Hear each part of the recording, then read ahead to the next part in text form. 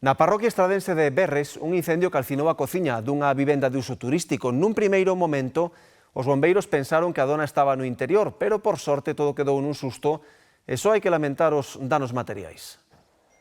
Sucedeu na medianoite do sábado ao domingo. Uns particulares deron a voz de alarma ao ver o fume que saía desta vivenda de uso turístico do lugar de Celeiróns, na Estrada.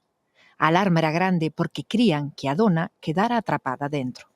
En principio nos decían que posiblemente houvese unha persona dentro, unha vez que se desplazou a dotación ao punto, cando chegaron ali, xunto coa ambulancia de urxencias médicas daqui do Concello, xa nos dixeron que non había nadie dentro, que todo o mundo estaba fora.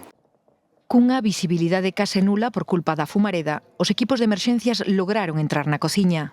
Ali atoparon o foco do lume e procederon á súa extinción. Localizaron o incendio en unha lareira, unha zona de cociña con unha lareira que tiña almacenada ali bastante leña, sobre todo leña de carballo que xenera moitísima temperatura. Temperatura que fixo que se desprendera o falso teito causando importantes perdas materiais xusto agora que comeza a temporada turística nesta vivenda vacacional.